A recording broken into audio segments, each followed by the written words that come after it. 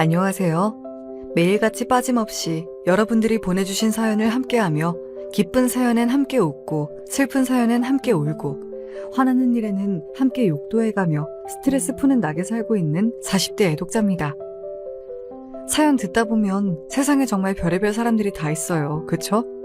저 또한 사람 한 번 잘못 만나는 바람에 결혼해서 가정 고생을 다 하다가 이제야 이혼하고 제 인생 살면서 사는 재미를 다시금 배워나가고 있는 것 같아요. 제 전남편이라는 놈은 참 사고도 가지가지로 치는 놈이었어요. 결혼 전에는 없는 집안 형편에 혼자서 성공해보겠다고 아등바등하는 게 짠하기도 하고 가엾기도 해서 이것저것 챙겨주던 게 그만 같이 애까지 낳고 사는 사이가 되어버렸네요. 그 집안 형편에 제가 끼게 될 줄도 모르고 말이죠. 생각해보면 처음부터 그렇게 불쌍한 척 안타까운 척 일부러 제 동정심을 사서 제 입맛대로 굴어줄 만만한 마누라를 노렸던 게 아닌가 싶기도 합니다. 실제로 결혼하고서 그 집안 뒤치다거리란 뒤치다거리를 다 해야 했으니까요. 일찍이 호구를 알아본 셈이죠. 당신 이제 곧 있으면 애도 태어날 텐데 언제까지 사업 구상만 하고 있을 거야. 지금까지는 그래도 우리 둘뿐이니까 어떻게든 헤쳐나갔다고 했어도 아이 낳으면은 이제 정말 정신 똑바로 차려야 돼. 애는 제대로 키워야 할 거 아니야. 누가 그걸 몰라서 이래? 나도 내 새끼 잘 키워보자고 밤낮 없이 잠도 제대로 못 자고 끼니도 제대로 못 챙겨가며 발바닥에 불나도록 뛰어다니고 있는 거 아니야. 남편이 밖에서 이렇게 고생을 하면 남편 안쓰러워서라도 말 한마디라도 좀 예쁘고 상냥하게 할 일이지. 당신 결혼하고부터는 그저 내 얼굴만 보면 돈. 그렇게 돈이 좋으면 나같이 없는 놈 말고 돈 있는 놈하고 결혼하지 그랬어? 결혼 후에도 좀처럼 자리를 잡지 못하는 전 남편에 대한 불안감 때문에 아이 갖는 걸 차일피일 미루던 와중에 결혼 3년 차에 갑작스럽게 찾아온 아이의 존재는 기쁨보단 두려움이 앞섰습니다. 그래도 저도 사람이면 이제 제 새끼가 나온다는데 지금까지와는 다르겠지. 앞으로는 정신을 차리겠지. 애써 불안한 마음을 달래려 했으나 어디 사람이 그리 쉽게 바뀌나요. 바뀌려면 진작에 바뀌어야 했을 놈이었습니다. 나도 좋은 말만 하고 싶어. 뱃속에 내 새끼 품은 당사자가 나야. 내가 지금 내 입으로 나쁜 말 내뱉고 싶겠어? 그치만 나 이제 만삭이라 일도 더 못 나가잖아. 우리 지금 남은 거라고는 우리 결혼할 때 내가 해온 이 집 전세금이 전부인데 여기서 목돈을 더 만들어둬도 불안할 판에 당장 자금 융통 안 되면 이 집 전세 빼야 할지도 모르는데 언제까지 내가 듣기 좋은 소리만 할 수 있겠어. 그놈의 전세금 소리.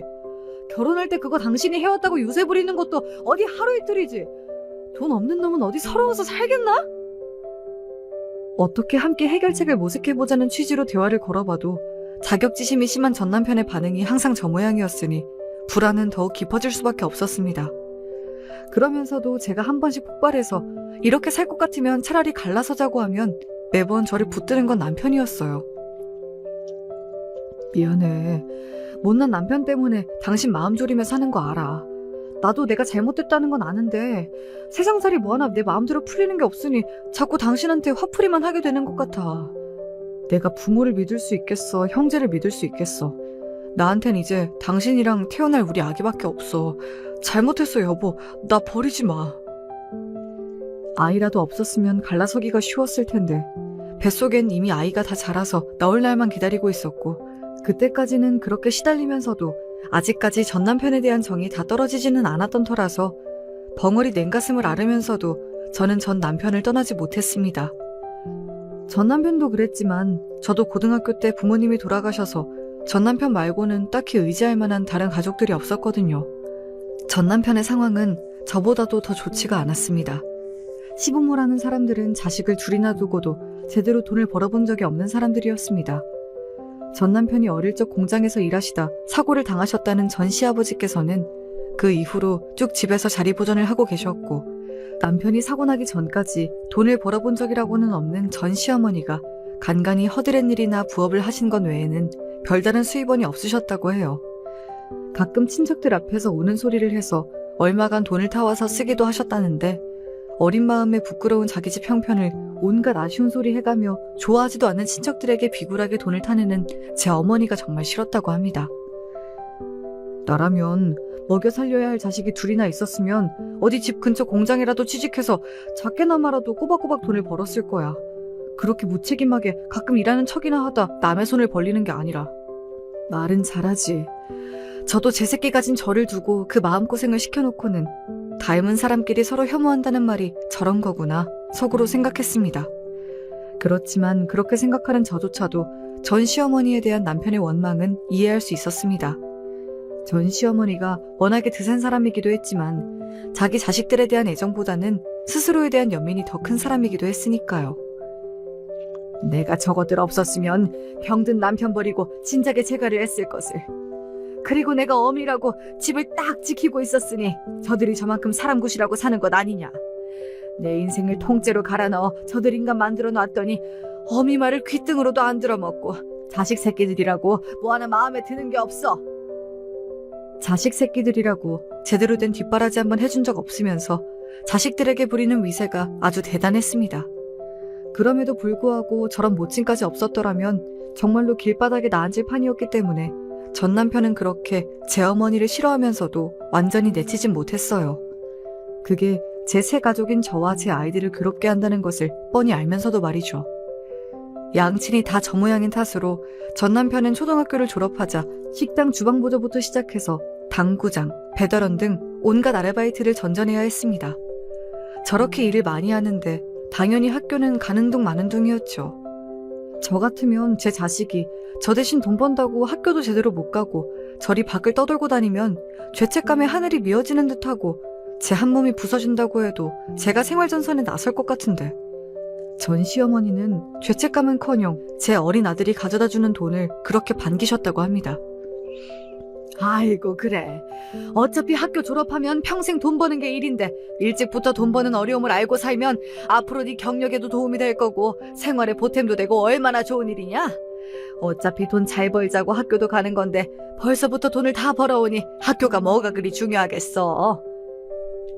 제정신 박힌 부모들이 들으면 기함을 하실 만한 말을 평생 귀에 못이 박히도록 들어온 전 남편이니 무슨 수로 제 어머니를 좋아할 수가 있었겠습니까?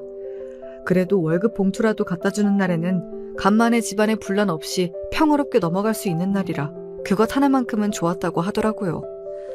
환경이 이러한데 애들이라고 잘 자랄 수 있었겠습니까? 남편의 손 아래로 단 하나 있는 여동생이라고 사정이 크게 다르지 않았습니다.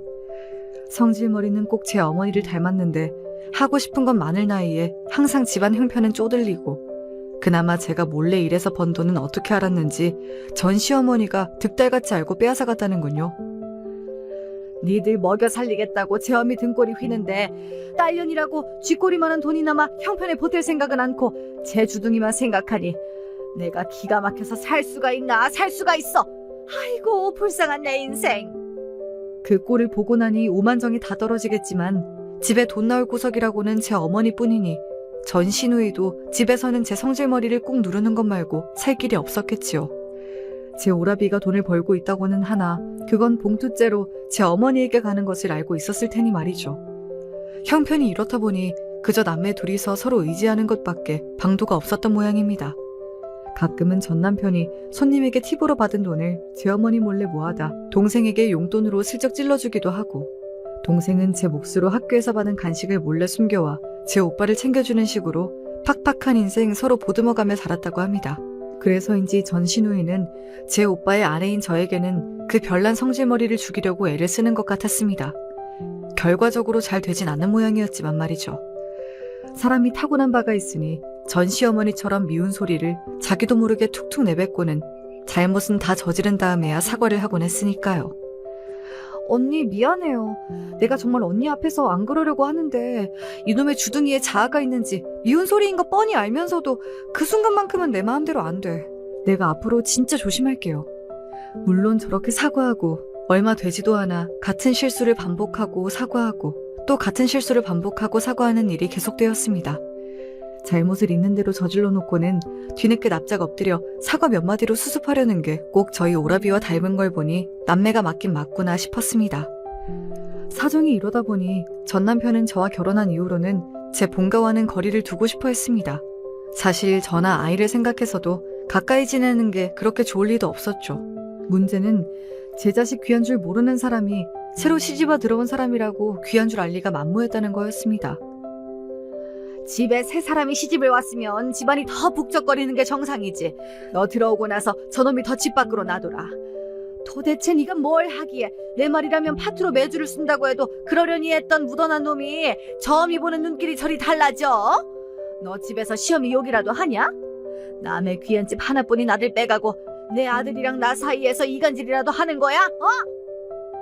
귀한 아들은 무슨, 평생 지갑으로 써먹던 아들이 새 가정 꾸리고 나서 그나마 벌어오는 적은 돈이나마 다 저희 집으로 가는 게 마음에 들지 않았던 거겠죠.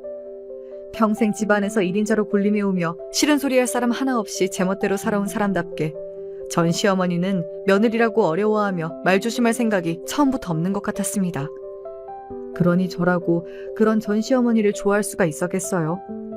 굳이 시어머니까지 보태지 않더라도 저희 가정 문제만으로도 머리가 터질 지경이었어요. 자연스럽게 저는 시댁 일에는 거리를 두고 최대한 신경 쓰지 않으려고 노력했습니다. 가끔은 그래도 자기 모친이라고 저까지 시댁에 너무 거리를 두는 걸 전 남편이 서운하게 생각하는 티를 내기도 했지만, 그렇다고 본인부터 자기 본가와 떨어져 지내고 싶어하는 걸 결국은 남인 저에게 강요할 순 없었는지 별다른 말은 하지 않더라고요. 저는 속으로 그렇게 평생 호구를 잡혀놓고도 완전히 끊어내질 못하니 은근히 모질지 못한 사람이라고 생각했습니다. 또 그리 고생을 해놓고도 결국 쉽게 가족을 놓지 못하는 그런 면이 짠하게 느껴지기도 했습니다. 정작 저 또한 그렇게 전 남편을 쉽게 끊어내지 못하고 안쓰러운 마음에 끌려다녔다는 걸 그땐 몰랐지요. 그렇게 어릴 때부터 생계를 책임진다고 남의 밑에서 온갖 고생을 다해서인지 전 남편은 다른 사람 밑에서 일하는 걸 아주 싫어했습니다. 내가 아주 다른 사람 밑에서 푼돈 그거 조금 벌겠다고 발시받으며 일하는 건 신물이나, 쥐꼬리만한 돈 그걸 월급이라고 주면서 그것도 사장이라고 요새 떠는 놈들이 얼마나 많은 줄 알아? 저들이 사장이면 사장이지 무슨 내 상전이라도 되는 것처럼 구는 것 보면서 내가 그동안 얼마나 일을 갈며 살았는지 당신은 몰라. 누군들 남 밑에서 일하고 싶은 사람이 있겠어? 하지만 우리가 무슨 돈이 있다고 사업이 그렇게 쉬운 것도 아니고, 내 가게라도 하나 하려고 쳐도 돈이 한두 푼 드는 것도 아닌데 우리가 그럴 돈이 어딨어. 당신 이제 아빠야. 사업은 천천히 생각하더라도 당장 어디라도 들어가서 고정적인 수입이 있어야지. 언제까지 이렇게 살 수만은 없어. 조금만 기다리면 된다니까 왜 이렇게 재촉이야. 당신 이렇게 보채는 것 때문에 될 일도 안 될 판이야. 자꾸 사람 피 말리지 말고 진득하니 좀 기다려줄 순 없겠어? 제 놈이 제 피 말리는 건 생각도 안 하고 저렇게 속없는 소리를 해대는 걸 보면 제 속에서 천불이 올라오는 것 같았습니다. 제가 해산한 지 얼마 되지 않은 시점이었어요. 이런 불안한 환경 속에서도 저희 아들은 건강하게 무럭무럭 잘 자라났습니다. 이 아이만큼은 제 아버지나 저같이 불안한 환경에서 키우지 않으려면 정신을 똑바로 차리고 살아야 했습니다. 저는 작은 돈이나마 어디라도 좋으니 전 남편이 어서 취업해서 고정적이고 안정적인 수입을 가져다 주길 원했지만 아직도 전 남편은 사업에 대한 미련을 쉬이 버리지 못하고 있었습니다. 당신이 그동안 고생을 안 해본 것도 아니고 남의 돈 버는 게 쉽지 않다는 걸 평생 겪어왔으면서 왜 이렇게 사업에 미련을 못 버리는 거야. 애는 하루가 다르게 자라는데 애 생각해서라도 하루빨리 직장을 잡아야지. 내가 무조건 사업하지 말라고 반대하는 게 아니잖아. 일단은 안정적인 수입이 있어야지. 집안 형편 좀 괜찮아지면 내가 뭐 때문에 반대를 하겠어? 우리 아들을 생각하니까 내가 더 이러는 거야. 이런 기회도 쉽게 오는 거 아니야. 다른데 급하게 취직해봤자 내가 학벌이 좋은 것도 아니고 경력이 내세울 만한 것도 아니고 또 그저 고만고만한 일자리일 텐데 그래가지고 언제 내 사업장 가지고 사장님 소리 한번 들어보겠어? 당신 아무것도 아닌 놈들이 제 아버지 사장이랍시고 나보다 몇 살 차이도 안 나면서 얼마나 더럽게 갑질을 해대는 줄 알아? 내가 그 꼴 보면서 나는 반드시 내 사업하면서 내 자식은 나 같은 더러운 걸 절대 안 보게 해줄 거라고 얼마나 일을 갈았는 줄 알아? 내가 우리 혜진이만큼은 절대 나처럼 살지 않게 해줄 거야. 그래요. 세상 어느 부모가 제 자식에게 좋은 것 물려주고 싶어 하지 않겠습니까? 하지만 그것도 현실을 생각해야죠. 당장 제 아들 입에 들어갈 간식 하나 물려줄 돈 한 푼 없으면서 사업은 무슨 사업이에요.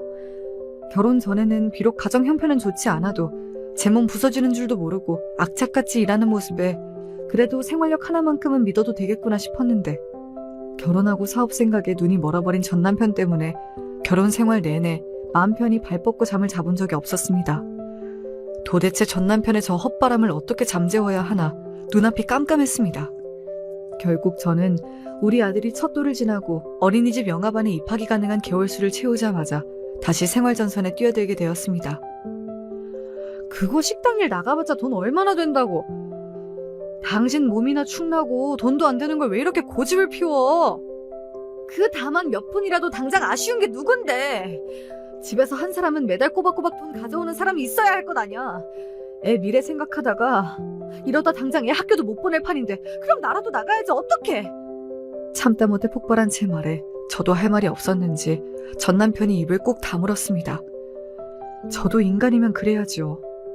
그렇게 저는 아침마다 아이를 어린이집에 보내고 식당에 출근을 시작했습니다.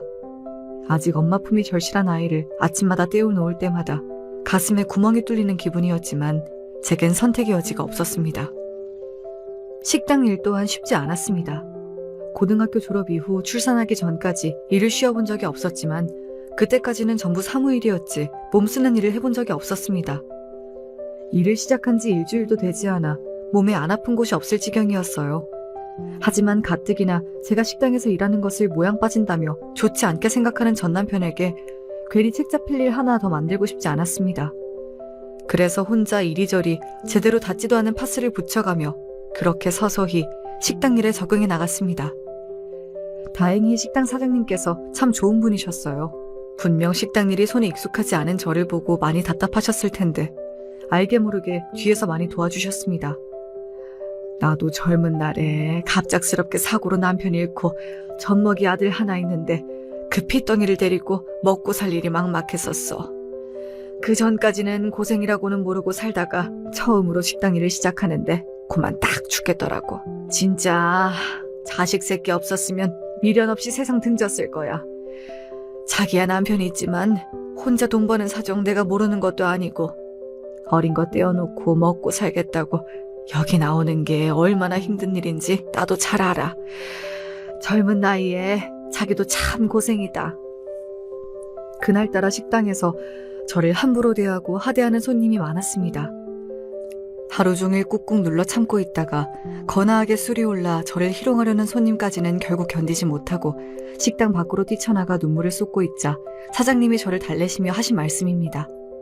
사장님은 그 손님에게도 욕을 한 바가지 해주고 다신 오지 말라며 내쫓아 주시기도 하셨습니다. 내 남편도 몰라주는 내 고생을 이해해주고 위로해주시는 사장님이 정말 감사했습니다. 일이 고된 건 참아도 사람 고된 건 못 견딘다고들 하잖아요. 반대로 일은 고되었지만 사장님을 비롯한 함께 일하시는 식당 분들이 참 좋으셔서 힘든 일에도 결국 적응할 수 있게 되었습니다. 제가 아이를 맡기고 일을 나간다는 소식을 듣자 드디어 돈 나올 때가 생겼다고 돈 냄새를 맡은 모양인지 전 시어머니가 연락을 해왔습니다. 예, 너는 일 나가면 나간다고 말을 해야 할 것 아니니?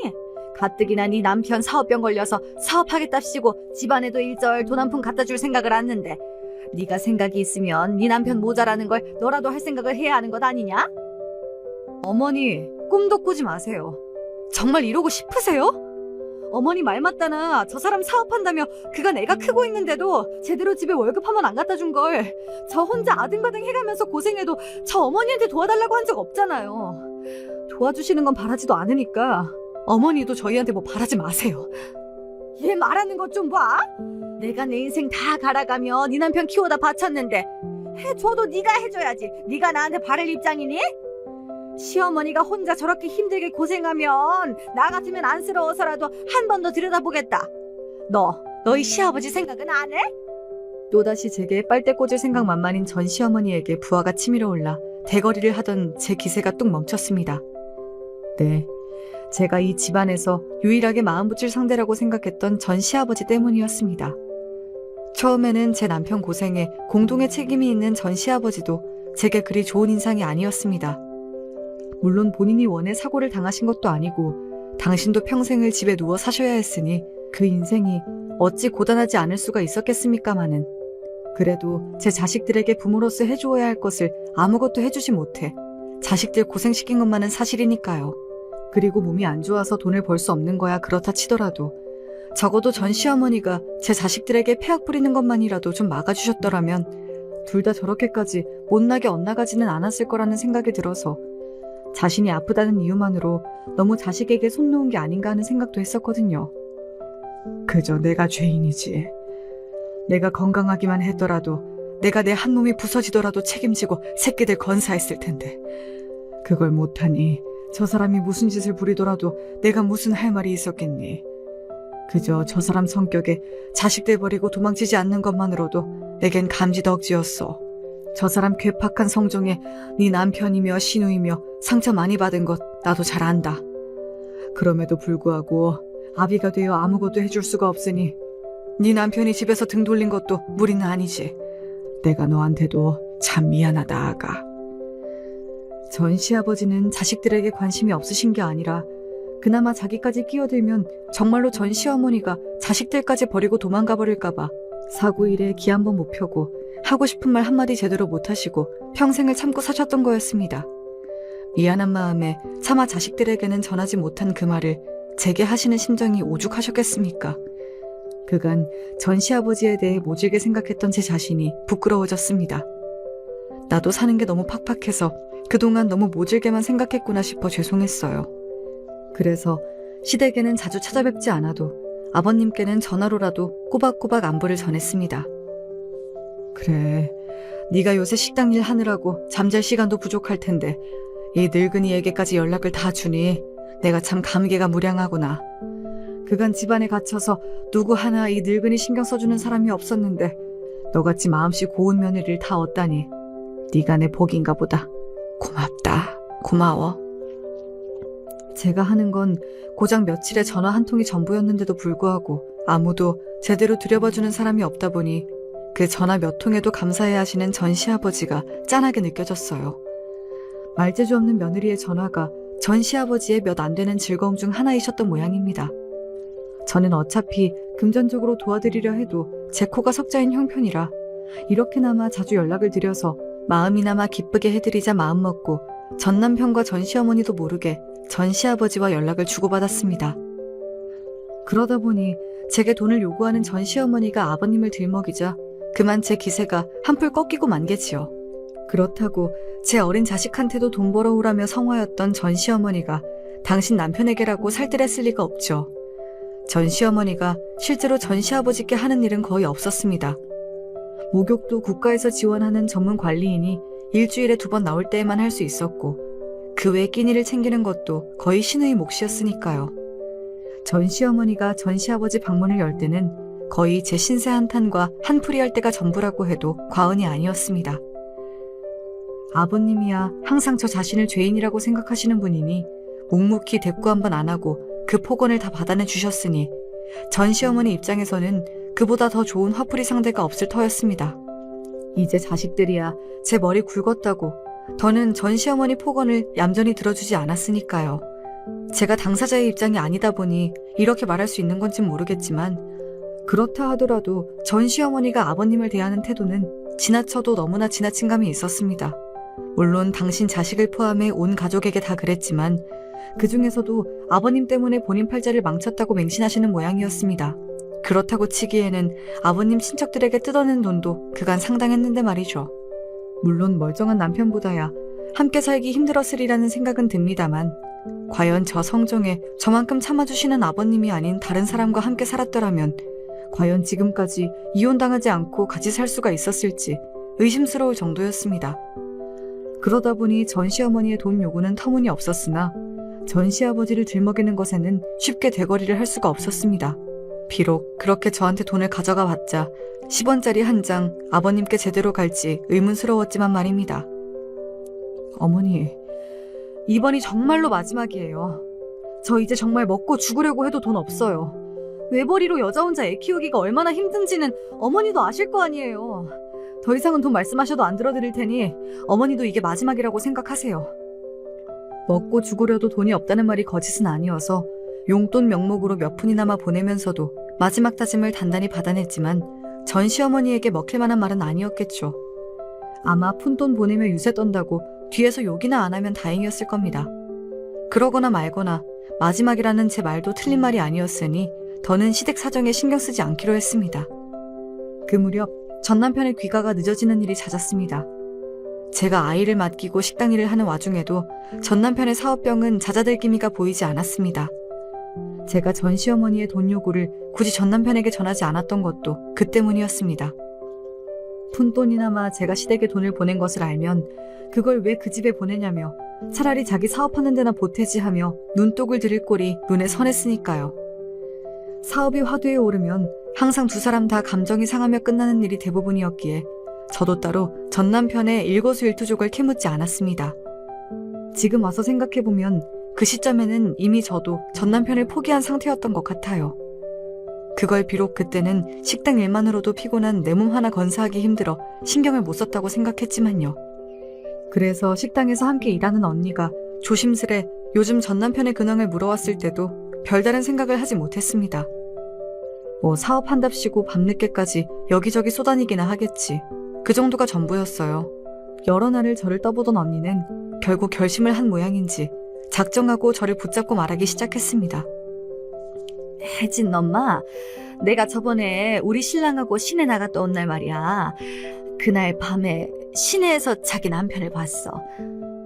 근데 웬 나이 많은 여자랑, 아이고, 내가 이걸 어떻게 말을 해야. 어떻게든 제가 덜 상처받게 하려고 용을 쓰는 언니를 보면서 불길한 기운이 스멀스멀 올라왔습니다. 그 광경을 제 눈으로 직접 보진 못했지만 어떤 상황이었을지는 능히 상상이 가능했습니다. 차라리 제 상상이 실제보다 더 더러운 지경까지 치닫기 전에 사실 그대로를 듣는 게 낫다는 생각이 들 정도였죠. 그래서 언니에게 말했습니다. 언니, 괜찮으니까 그저 언니가 본 그대로, 있는 그대로만 얘기해주세요. 네? 이거 참... 그러니까 자기 남편이 한 10몇 살은 더 많아 보이는 여자랑 술집 앞에서 사람들 다 지나다니는데 둘이 부둥켜 안고 있더라고. 처음에는 자기 남편이 맞나 내가 긴가민가 싶어서 조금 더 가까이 가서 봤더니 둘이 얘기하는 걸 들어보니 벌써 보통 사이가 아니야. 여자가 오늘도 자기 집에서 자고 갈 거냐 어쩌냐 하니까 자기 신랑이 알았다면서 감싸 안는 게 한두 번 그런 게 아닌 것 같더라고. 보니까 여자가 돈 꽤나 있어 보이는 게 자기 남편 끼고 그 술집에 자주 갔던 모양이야. 대리가 차 빼는 동안 거기 웨이터들이 나와서 그 여자한테 90도로 인사를 하더라고.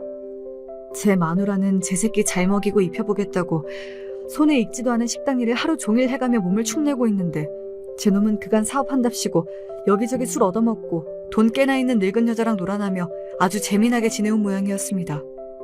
전 남편의 외도에 대한 분노보다는 이상하게 저 혼자 돈 버느라 고생했다는 생각에 더 화가 치밀어 올랐습니다. 지금에 와서 돌이켜 생각해보면 그때 이미 전 남편에 대한 정은 다 떨어진 상태라 전 남편에게 여자가 있다는 사실 자체에는 화가 나지 않았던 게 아니었을까 싶습니다. 그만큼 제가 전 남편과 시댁에 지쳐있는 상태이기도 했겠죠. 저는 더 고민도 하지 않고 그날 저녁 남편을 집으로 일찍 불려드렸습니다. 나 바쁜 거 알면서 왜 자꾸 빨리 들어오래? 나도 일하느라 죽겠으니 빨리 끝낼 거야. 잔말 말고 앉아. 차가운 제 기세에 전 남편이 주춤하더니 더는 군소리 않고 앉더군요. 당신 여자 있는 거 알고 있어. 더러워서 길게 말하기도 싫으니까 우리 이쯤하고 그만 이혼하자. 화도 내지 않고 담백하게 말하는 저를 보고 오히려 전 남편이 혼비백산하더군요. 지금 무슨 소리를 하는 거야? 남편이 어떻게든 살아보겠다고 밖에서 혼자 아등바등 하는데 여자? 이혼? 이 여자가 진짜 제정신이야?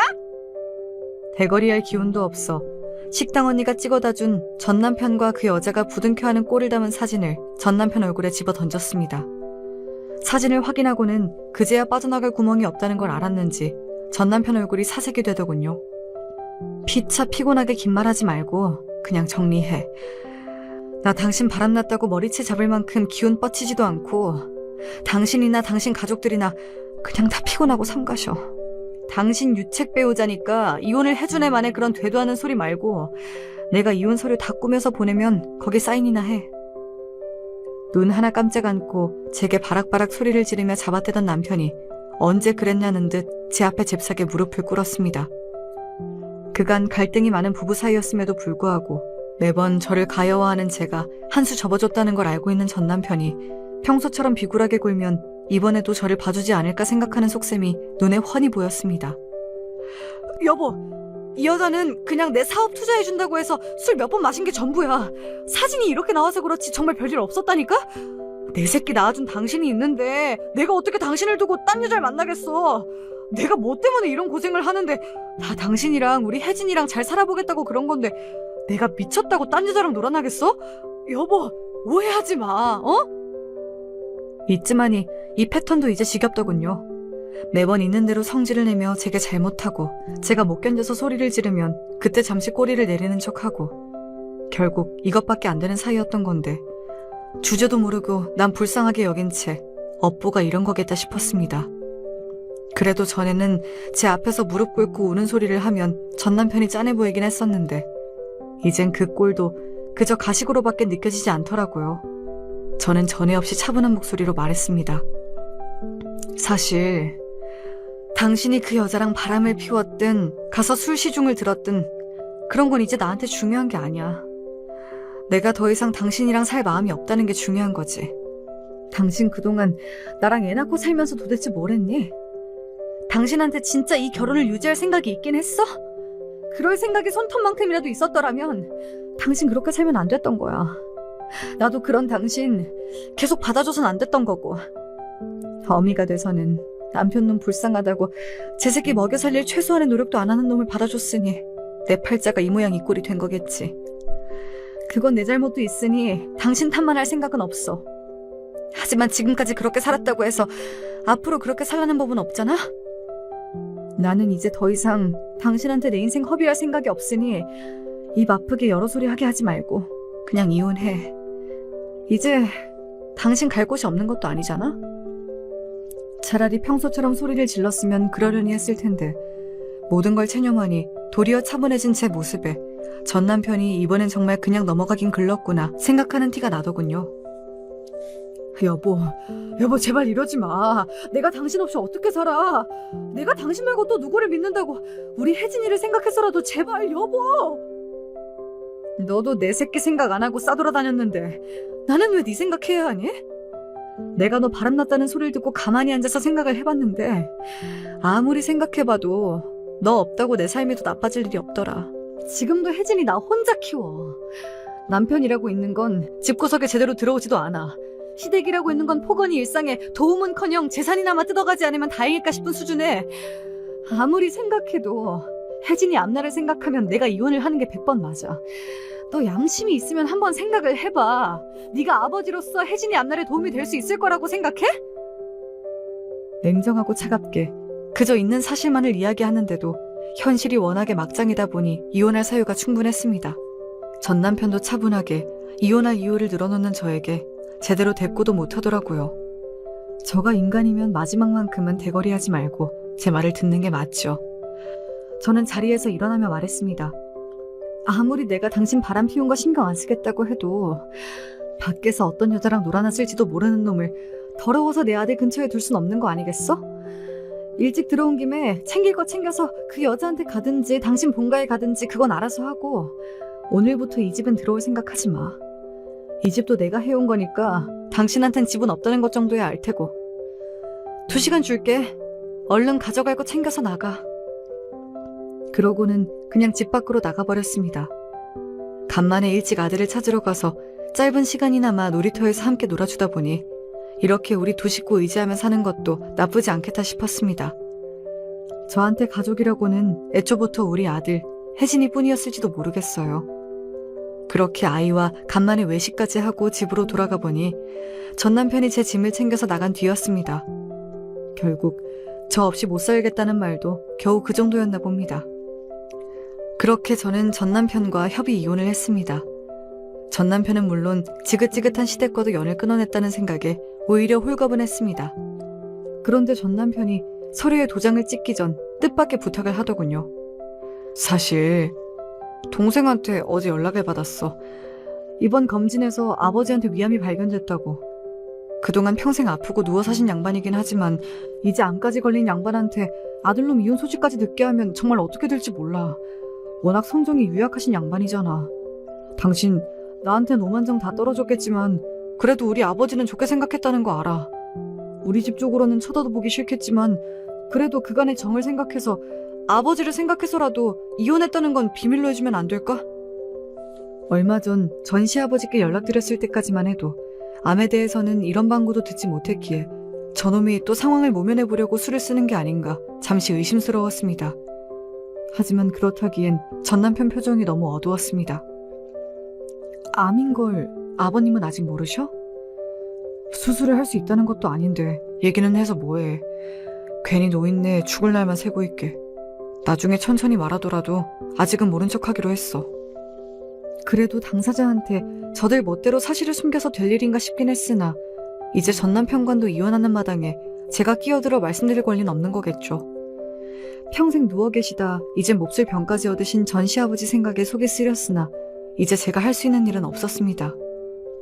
그러면 우리 혜진이 양육권은 당연하고 친권까지 깔끔하게 포기하고 서류에 서명해.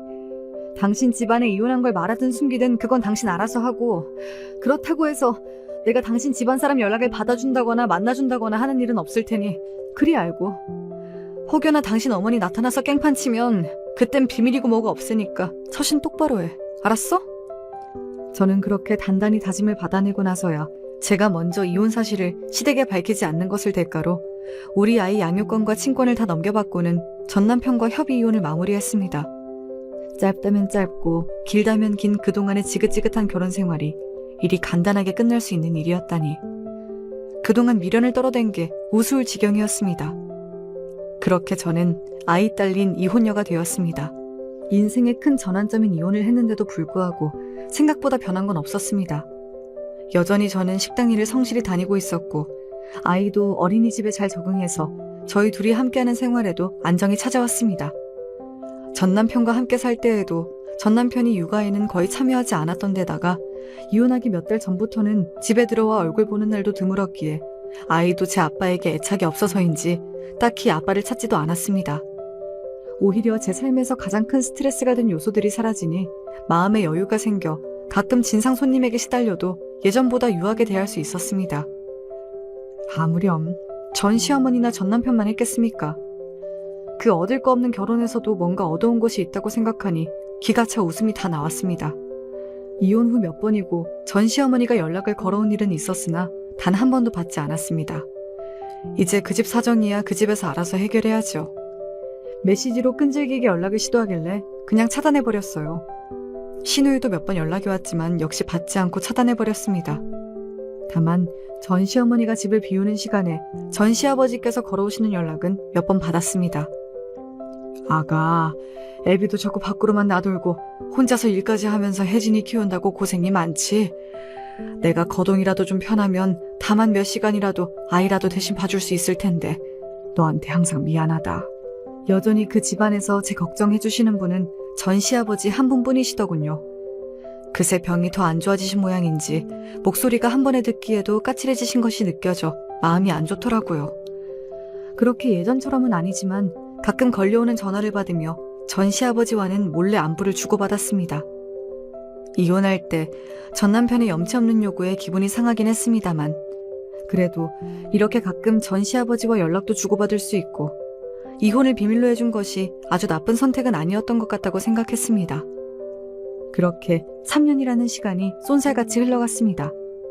그동안 저는 저를 좋게 봐주신 식당 사장님께서 새로 분점을 내면서 제게 과분하게도 점장 자리를 맡겨주시는 바람에 월급도 많이 오르고 일하는 시간도 제 나름대로 조절할 수 있게 되면서 형편이 좀 더 나아졌습니다.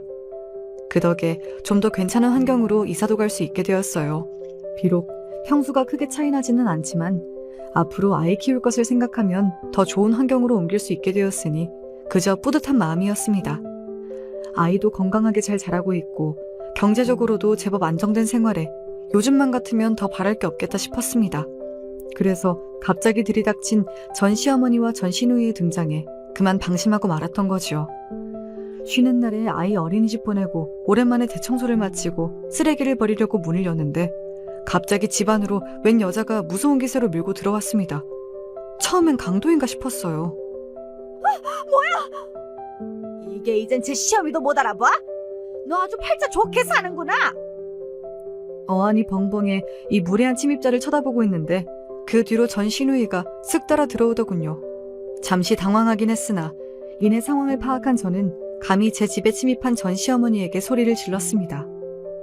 미쳤어요? 이게 대체 무슨 짓이에요? 당장 내 집에서 나가요! 내 아들 집에 내가 오겠다는데 니까지 뭐라고 나가란 말아야! 잔말 말고 차나 한 잔 내와라. 그러고는 제 집 소파에 턱 앉는 것이 마치 제 집인 양 굴었습니다. 하도 기가 차서 쳐다보고 서 있으니 그 여자가 그러더군요. 이게 시어미를 보고도 눈만 멀뚱멀뚱 뜨고 제 남편이 감싸주니 아주 시어미 보길 우습게 알지? 내가 부모도 없는 거 본데 없는 줄은 진작에 알았지만 아휴 마음에 안 차서 원. 어머니한테 이런 소리 들을 일 없으니 이만 나가세요. 아가씨가 모시고 오셨어요? 제가 저를 휙 노려보자 전 시누이가 슬쩍 제 눈길을 피했습니다. 어미나 딸이나 뻔뻔하긴 참 여전했어요. 저들끼리 살만해져서 집까지 옮길 정도면서 고생해서 다 죽어가는 시미 생각은 안 나디? 어쩜 부부가 둘 다 그렇게 매몰차기가 짝이 없는지 밖에서 시험이 이리 공양하는 줄 알면 벼락 맞을 거다. 괘씸한 것들. 해준 것 없으면서 바라는 건 많은 것 또한 그대로였습니다. 하지만 제가 그걸 들을 이유가 없었죠. 다 제가 벌어 한 거지. 어머니 아들 집은 눈꽃만큼도 없으니까 신경 쓰실 일 아니고요. 할 말 없으니 이만 가세요. 할 말이 있는지 없는지는 내가 결정하는 거야. 아주 저들끼리만 잘 살려고 들고 천하에 못돼 먹은 것 같으니라고. 너, 네 시누이 시집 가는 거 알고는 있냐?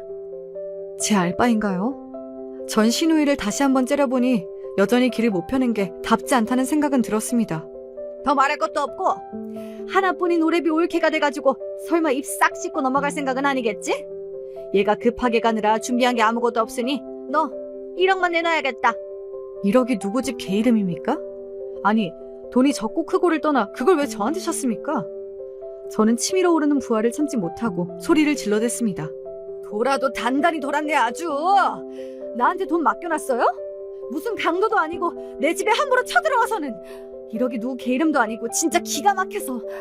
그동안 그렇게 자식들 등쳐먹었으면 어머니가 알아서 하세요. 엄한 사람한테 뜯어먹을 생각 말고. 그리고 거기 아가씨 그렇게 말없이 서 있는 것도 진짜 웃기는 거 알아요? 남한테 손 벌릴 생각 말고 분수에 맞게 살아요.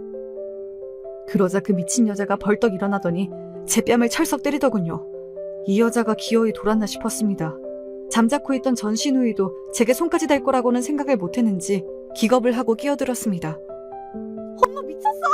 오빠 알면 어떻게 하려고 이래? 빨리 나와! 그 와중에도 저에 대한 미안함보다는 제 오빠에게 한 소리 들을까 성화인 것 또한 여전하더군요. 생각지도 못한 손찌검에 정신을 못 차리는 사이 두 여자가 빠져나간 것을 뒤늦게 깨닫고는 부하가 치밀어 견딜 수가 없었습니다. 저런 정신 나간 인간들을 참아줄 이유는 제게는 그 무엇도 없었으니 이에 지금껏 당해온 수모를 이자까지 쳐서 되갚아줄 차례였죠. 그 둘을 다시 만난 건 바로 다음날 경찰서에서였습니다. 사람을 쳐놓고도 경찰서에까지 오게 되리라고는 꿈에도 몰랐다는 둘의 표정에 기가 막혔습니다. 아니, 고부간의 언성이 좀 높아지다 보면 집안 싸움이 좀 날 수도 있는 걸 가지고 뭔 경찰서까지 나오라고 그러세요, 네? 담당 경찰관에게 비굴하게 굴던 그 여자가 저를 발견하고는 아직도 제정신을 못 차리고 기세가 등등했습니다. 야! 너 지금 이게 뭐 하는 짓이야? 감히 시어미를 경찰에 신고해? 이 본데 없는 것이 기어이 이따위 짓을. 너 한 대 더 맞아봐야 정신을 차리겠어? 어디 경찰 보는 앞에서 한 대 더 쳐보시던가. 이참에 아줌마 깜빵이나 보내게. 제가 눈을 까뒤집고 호통을 치자 여자가 순간 깨갱하더군요. 언니! 아무리 화가 나도 그렇지 어떻게 시어머니를 폭행죄로 고소를 해요? 아무리 그래도 가족인데.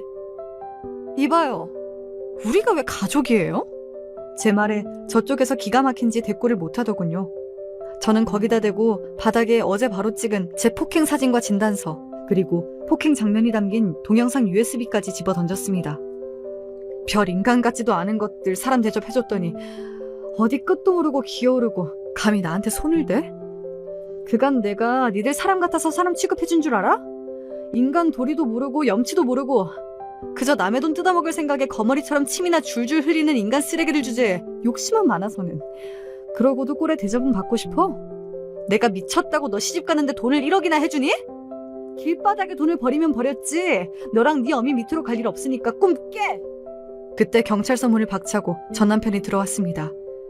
상황이 이 지경까지 왔으니 아마 전신우이가 연락을 한 거겠죠. 부어오른 제 뺨을 본 전남편 얼굴이 새하얗게 질렸습니다. 거기다 대고 제가 소리를 질렀죠. 야! 저 미친 여자가 나보고 가족이라는데 너랑 내가 가족이니? 제 말에 전남편이 한마디도 하지 못하고 그 자리에 굳어버렸습니다. 무려 3년 만에 보는 전남편은 꼴이 말이 아니었습니다. 그나마 봐줄만 했던 반반한 상판도 그간 무슨 심경의 변화가 있었는지 못 봐주겠더군요. 저 인간 저랑 이혼한 지가 3년인데 댁들 따위가 감히 내 가족이라고? 나는 당신네들이 지금 당장 총 맞아 죽어도 아무런 상관이 없는 사람이야. 당신 같은 쓰레기 같은 여자는 나랑은 남남이라고! 제 말에 전 남편은 물론이고 전 시어머니, 전 시누이 모두 그 자리에서 경악을 금치 못했습니다. 이 쓰레기 같은 놈아. 내가 아버님 생각해서 네 가족들 꼴이 하도 한심하고 불쌍해서 먼저 이혼했다는 말을 안 해줬으면 네 정신 나간 어미는 네 선에서 해결봐야 했을 거 아니야. 한심하게 짝이 없게 사는 건 참 여전하구나. 이혼이라니. 우리 집안에서 이혼이라니. 저 인간 늙은 여자 기둥서방이나 하며 사는 거 몰랐나 봐요?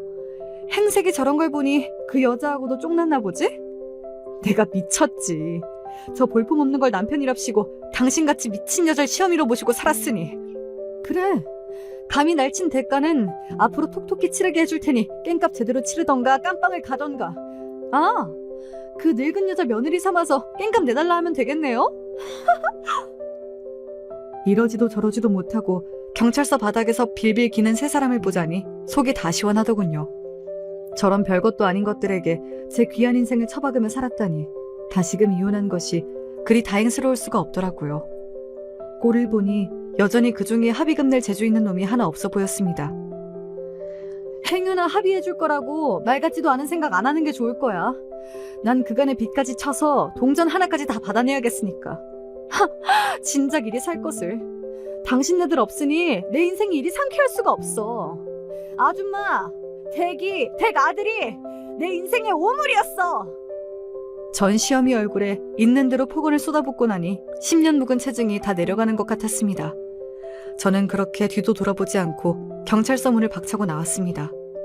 그 후에 전 남편과 전 시누이, 전 시어머니 할 것 없이 전화통에 불이 났지만 합의금 제시 제대로 안 하면 만날 생각 없다며 연락도 받지 않았습니다.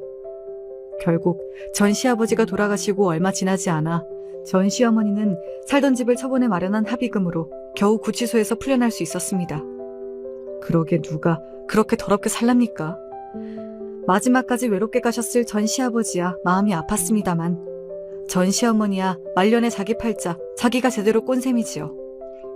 합의금으로 받은 돈은 앞으로 우리 혜진이 미래를 위해 쓸 작정으로 잘 묶어두었습니다.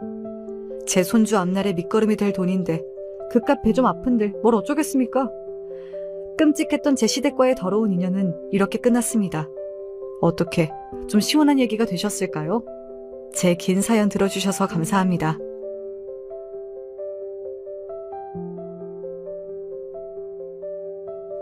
안녕하세요. 제가 정말 최고로 좋아하는 유튜브 채널에 그간 사연을 잘 들어온 값을 하고자 제 얘기를 보내봅니다. 값이 될지 아닐지도 모르면서 무작정 신청을 해보네요. 어떻게 될지 모르는 게 인생이지만 일단 머리부터 들이대며 용기를 발휘하는 순간이 우리 모두에게 한 번쯤은 있잖아요. 그런 것처럼 제 이야기가 괜찮은 사연이 될지 아닐진 모르겠으나 일단은 한번 도전을 해보려 합니다. 남편을 처음 만났을 때도 그랬습니다. 제가 남편과 부부가 될지 아닐지 전혀 모르고 만났으니 말이에요. 너무나도 제가 심적으로 힘든 시기에 만난 사람이었기에 처음부터 의지는 됐던 것 같아요. 여러분은 살면서 남에게 뒤통수 맞아보신 적이 있으신가요? 믿었던 사람에게 배신을 당하는 일이요. 전 있었어요. 제 편이고 제 사람이라고 생각했던 지인들이 있었는데 뒤통수를 맞고 크게 배신을 당했습니다. 알고 보니까 제 험담을 다른 데서 해댔고 저에 대한 헛소문을 퍼뜨렸으며 심지어 거짓된 명목으로 저에게 돈도 여러 번 뜯어갔었더라고요. 전 그런 줄도 모르고 지인들을 잘 챙기며 지냈는데 그런 제 모습이 그들의 눈엔 얼마나 바보 같으며 먹음직스러운 먹잇감으로 보였을지 이 생각만 하면 지금도 치가 떨립니다. 이런 때에 만난 사람이었으니까 남편에게 금세 의지를 하게 됐던 것 같아요. 차마 가족들에게도 내어 보일 수 없는 저의 아프고 창피한 부분들을 함께 공유할 수 있는 상대였습니다. 결혼 이야기가 금방 나왔던 건 친정 엄마께서 무척 편찮으셨기 때문이란 이유도 있었습니다. 엄마께서 건강하셨다면 어쩌면 제가 저의 힘든 일들을 죄다 엄마와 나누었을지도 모르겠네요. 일전에도 암투병으로 고생을 하셨더랬죠. 간신히 물리쳐 놓은 암을 다시 마주하게 될 줄은 몰랐습니다. 재발이란 두 글자를 영영 보는 일이 없기만을 바랬어요. 그러나 그리 멀지 않은 미래에 암이 다시 재발할 줄도 모르고 무식하리만치 용감하게 다들 살았습니다. 엄마께서 암의 재발을 확인하시게 된 것도 모자라 시한부란 사실을 선고받으셨을 때 전 충격으로 정신이 아득해졌고 다른 가족들도 마찬가지였어요. 그 순간 다들 머릿속에 똑같이 생각이 떠올랐는데 그건 바로 이럴 줄 알았다면 이었습니다. 이렇게 될 줄 알았다면 그렇게 안 살았을 거란 후회였죠. 전 제 생활이 힘들답시고 직장 스트레스가 심하답시고 지인들 문제로 괴롭답시고 제 연애가 바쁘답시고 엄마와 가까이 지낼 수 있는 시간들을 날려버린 뒤였습니다. 다른 가족을 원망할 필요도 없었어요. 바로 제 자신이, 바로 저부터가 엄마를 챙겨드렸어야 했습니다. 엄마를 들여다봤어야 했어요.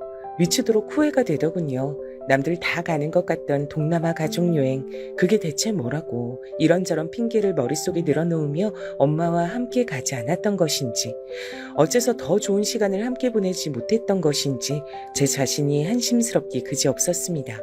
이렇듯 멍청하고 미련하니까 지인들에게 뒤통수나 맞고 배신이나 당하고 상처나 받는 거구나 싶었네요. 하지만 지금은 자기 비하에 빠져있기도 아까울 때야. 정신 차리자. 내가 우리 엄마를 위해 지금 이 순간 무엇 할 수 있을까? 어떤 기쁨과 행복을 안겨드릴 수 있을까? 눈물을 참아낸 전 남편과의 결혼을 결심했습니다. 저와 결혼하고 싶다는 신호를 남편이 넌지시 보내오고 있었음을 전 진작에 알았기에 결혼까지 진행되는 건 아무 문제가 없었네요. 남편이 내밀고 있던 손을 제가 잡기만 하면 되는 것이었으니까요. 제가 결혼하고 싶다고 하자 엄마께선 깜짝 놀라시면서도 환하게 웃으셨습니다. 죽기 전에 우리 막내딸이 시집가는 모습을 내가 볼 수 있겠구나. 여한이 없을 것만 같아. 제가 결혼이란 결단을 내린 이유와 딱 맞아떨어졌습니다. 엄마께서 세상에 계실 적에 결혼식을 올리고 싶었거든요.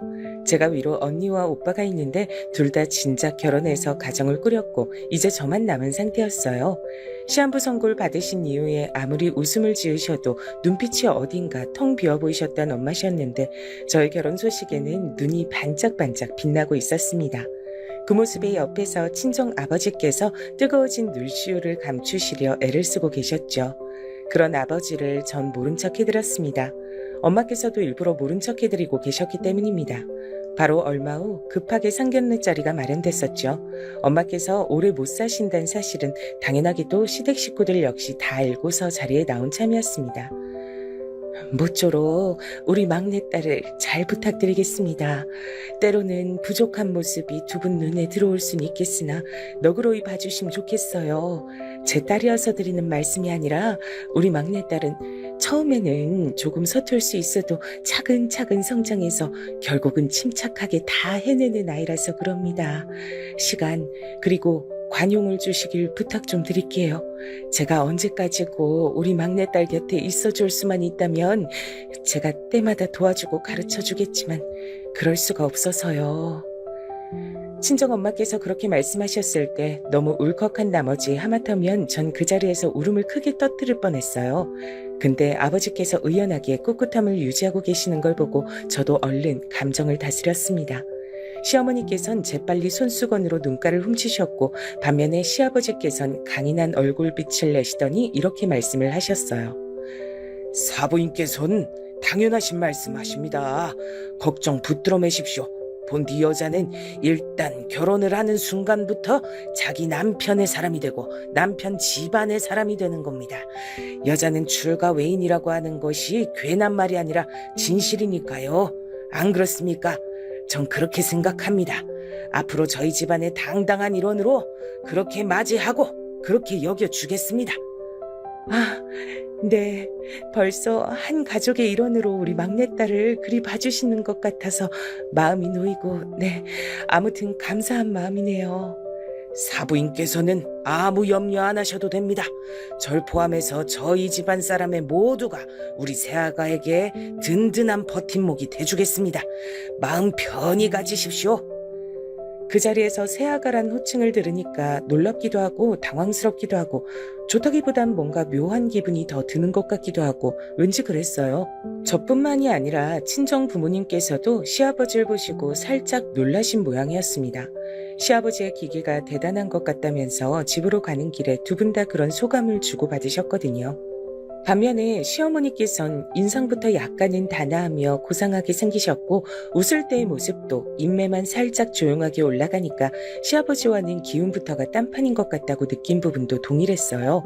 참고로 외모만 보더라도 시아버지께서 훨씬 연상이시고 시어머니께서 더 연배가 낮다는 것이 보였답니다. 시부모님 두 분께선 마치 자석의 N과 S극 혹은 물과 기름처럼 융합이 될 수 없는데 신기하게 부부의 연을 맺으신 것 같다는 인상을 저를 포함한 친정 식구들 모두에게 안겨주셨습니다. 그 정도로 두 분이 딴판이셨고 서로 조화가 잘 되는 부분이 없었어요.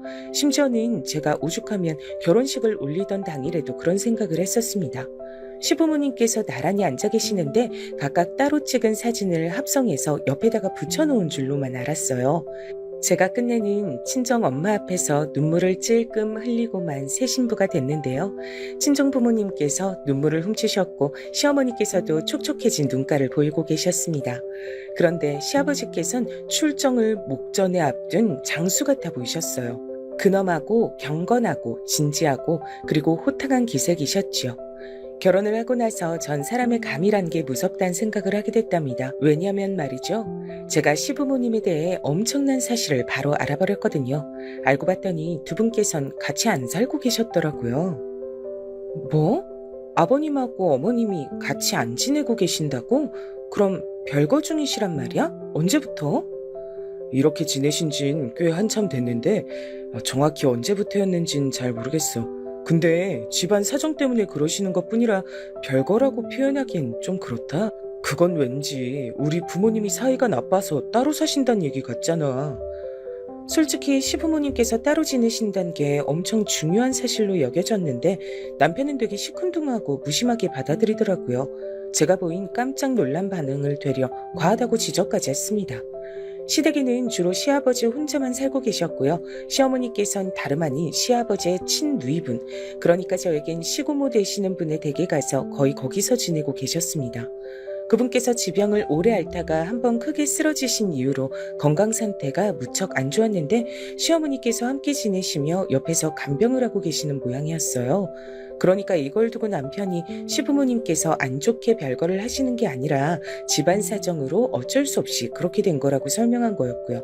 시아버지께선 기세등등히 하셨습니다. 원래 여자는 그래야 한다. 결혼하고 나선 자기 시댁에 충성해야 돼. 새아가 네 생각도 그렇지? 네가 너의 시어머니를 본받아서 시댁을 최우선으로 여기고 시댁 일가의 모든 사람들에게 충성하리라고 믿어 의심치 않는다. 새아가 넌 다름 아닌 내 아들이 직접 골라서 결혼한 제목이니까 그렇고 말고. 네? 충성이요? 제가 여러모로 부족한 부분이 많은 사람이라 혹시나 실망을 안겨드릴까봐 지금 이 자리에서 뭐라고 확답은 못 드리겠지만 제 나름의 최선을 다하겠습니다. 말을 두루뭉술하게 하는구나. 네가 남자였다면 그딴 자신감 떨어지는 말본새를 당장 고쳐야 한다고 내가 혼을 냈을 테지만 자고로 여자라면 부드럽고 때론 어리숙해야 제맛이지. 그래? 어디 한번 최선을 다해봐라. 내가 너그러운 마음 가지고 매의 눈으로 널 지켜보겠다.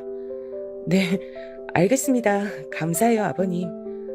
엉겁결에 제가 그런 대화를 하고 말았는데 시아버지께서 약간 독특한 분이시다 못해서 결코 만만치 않으신 분이란 인상을 받았어요. 너그러운 마음과 매의 눈이란 게 어떻게 한 문장에서 공존을 할 수 있단 건지 몹시도 혼란스러웠지만 내색은 않았습니다. 그런 저를 더 혼란스럽게 만들었던 건 다름 아닌 신우이였어요. 남편의 여동생 말입니다. 간병하러 가신 게 아니라 피신하러 가신 거예요. 네? 아가씨 갑자기 그게 무슨 소리예요? 우리 엄마 말이에요. 큰 거 못되게 간병하러 가신 게 아니거든요. 요즘 세상에 혼자 어떻게 그런 환자를 내도록 돌봐요? 그럴 이유가 없는데요. 방문 요양인가 하는 거 계속 받고 계셔서 고모는 하여간 요양사들이 챙기고 있는 거고요. 우리 엄마는 편하게 지내고 계세요. 정말이에요? 그럼 굳이 거기 계속 있으실 필요가 없으실 텐데 어머님께서는 왜 안 돌아오시는 건가요? 피신이라고 표현하신 것과 관련이 있나요? 당연하죠. 우리 아버지란 인간 때문에 집에 안 오시는 거니까요. 일부러 고모한테 헌신하며 시댁을 위해 평생 한 몸 바치는 것처럼 굴고 계시는 데는 다 이유가 있어요. 안 그러면 아버진 절대 엄마를 집 밖에서 지내도록 안 놔두실걸요? 우리 엄마가 진짜 현명하게 술을 잘 쓰신 거죠. 저도 마찬가지예요. 그냥 나가서 자취한다 그럼 아버지가 분명히 어디 결혼도 안 한 여자애가 방자하고 방탕하게 나가 살려고 하냐 뭐 이렇게 난리 치실 테니까. 사택에서 직장 동료랑 사는 게 근무 필수 조건인 것처럼 저도 그렇게 꾸며놨어요. 뭐라고요? 그럼 아가씨는 직장 근처에 사택에서 사시는 게 아니란 말이에요? 네, 애초에 제가 들어간 직장엔 사택이란 개념조차 없는데요. 다른 기업 다니면서 거기 사택에서 거주 중인 지인한테 부탁해서 연극을 처음에 했던 것뿐이에요. 제가 왜 집에 붙어서 살겠어요? 엄마도 안 계시는데. 아버지란 인간이 얼마나 숨막히는데. 머리가 어질어질했습니다. 시누이는 자기한테 남매 말고 자매가 있었으면 하고 평생을 바랬다고 하던데 그래서인지 저한테 굉장히 호의적이었어요. 전 반대로 동생이 없고 제가 막내였기에 저보다 어린 시누이의 존재가 은근하게 기꺼웠고요. 결혼식 때까지만 해도 시누이가 왠지 표정이 썩 밝은 것 같지 않아서 절 마음에 안 들어하는 줄 알았는데 아니었나 보더라고요. 시댁에 들렀을 때 마주친 시누이가 저에게 먼저 부침성 있게 말을 건네줘서 반갑고 좋았습니다. 본인도 오랜만에 잠깐 집에 들른 참이라 그랬어요. 그래서 남편은 따로 먼저 가도록 두고 시누이랑 둘이 시댁의 근처에 카페에서 커피 한 잔씩 나누다가 그런 얘기도 들었던 겁니다. 시어머니께서 피신을 가신 것이었고 시누이는 거짓 자취를 하고 있었다니. 이러한 사실 자체도 놀라웠으나 남편과 결혼한 제 입장에선 바로 이러한 진짜 내막을 남편이 모르고 있다는 쪽이 더욱 신경 쓰였습니다. 시누이가 그러더군요. 남편에게 말을 안 한 것은 시아버지와 한패라고 생각해서 그런 것이라고 말입니다. 그 대목에서 제가 왠지 좋지 못한 예감을 받게 됐죠. 시누이에게 시댁의 이야기를 좀 더 듣고 싶다고 요청했어요. 조금은 머뭇거리던 시누이가 꺼내준 얘긴 이러했습니다. 시아버지께선 나이 30이 훌쩍 넘도록 여자를 한 번도 만나보지 못하신 채 사셨다는데요. 그러다가 중매를 통해 결혼을 하게 되셨는데 당시에 시어머니께선 친정의 형편이 무척 어려워서 결혼이란 선택지를 고르게 되신 것이었다고 합니다. 그래서 나이도 차이 나고 외모나 성격 이런 것들이 모두 극과 극인 두 분이 결혼을 하시게 됐던 거예요. 시어머니께선 고된 시집살이를 당하고 사셨다네요. 시누이가 어릴 때부터 그걸 다 봤다고 해요. 그래서 저는 어렸을 때 며느리라는 건 죄인을 표현하는 단어라고 생각했었어요. 죄를 지어서 벌을 받는 존재라고 여겼던 거예요. 그 정도로 우리 엄마가 힘들게 당하고 사셨거든요. 당하고만 사셨던 시어머니께서 어깨를 점차 펴고 살게 되신 건 당신의 시어머니, 그러니까 저에겐 시할머니 되셨을 분이 쓰러지고 나신 이후였다고 합니다. 그때부터 시어머니께서 슬슬 의견을 내기 시작하셨고 목소리를 키우셨고 하고 싶은 대로 의지를 담아 행동하셨다고 해요. 그 이전까진 꼼짝 못하고 사셨던 거예요. 그리고 그런 시어머니의 변화를 가장 못마땅하게 여겼던 분이 바로 시아버지셨습니다. 꼴배기 싫게 어디서 감히 여자가 고개 빳빳하게 들고 턱을 지켜들어? 날이 갈수록 재수가 없으려니 원. 하지만 시어머니께서는 당신이 지난 세월 호되게 당하고 사실 때 단 한 번도 나서주지 않으셨던 시아버지에 대한 원망과 앙금을 대단히 품고 계셨으므로 쉽사리 기세를 꺾지 않으셨다고 하더군요. 그러다 시아버지께서 일적으로 좀 힘든 일을 겪게 되신 거예요. 원래 안 좋은 일은 한꺼번에 일어난다고 하던가요. 뿐만 아니라 그런 순간에 지인들로부터 외면을 당하셨다고 합니다. 저도 지인들 때문에 크게 상처를 받아봤기 때문에 그런 절망감이 어떤 종류인지 잘 알고 있죠. 그래서 그 이후로 시아버지께서 한동안 술독에 빠져 사셨다는 대목을 어느 정도는 이해할 수 있었던 것 같네요. 술이 정말 큰 문제인 건 그 자체가 아니라 부작용에 있는 듯 싶어요. 중독적이니까요. 그리고 만취를 하고 나면 인사불성이 되고 나쁜 본성이 드러나기도 하니까요. 시아버지께선 점차 술을 드시고 날 때마다 눈이 도셨다고 합니다. 무섭게 눈이 돌아간 채로 주먹을 쓰셨고 발을 날리셨으며 집안 살림을 다 깨부셨다고 해요. 아주 어렸을 적에 머나먼 친척집에 간 적이 있었는데 거기가 되게 시골이었거든요. 그래서 제가 개를 잡는 걸 봤었어요. 차 타고 그 앞을 지나가다가 우연히 보게 된 건데도 뇌리에 강렬히 박혀서 잊혀지질 않을 정도였죠. 이웃집에서 개 잡는다는 얘기에 친척 어른들께서 그렇다면 곧 몸보신 좀 하겠구만 뭐 이렇게 말씀하셨을 땐 속이 울렁거렸죠. 애써 잊고 살았는데 시간이 흘러서 우리 엄마가 아버지란 인간한테 두드려 맞는 걸 보니까 그 개가 생각나더라고요. 우리 엄마가 복날의 개보다도 더 못하게 두드려 맞고 계신다는 생각이 들고 나니까 미치겠더라고요.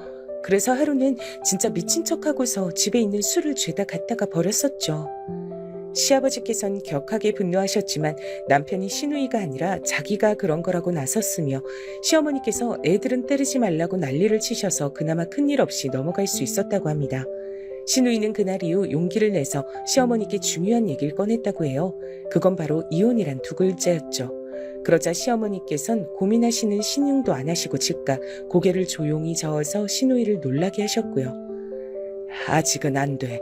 하더라도 지금은 아니야. 내 새끼들, 너희들이 둘 다 성인 되고 대학 가기 전까진 안 돼.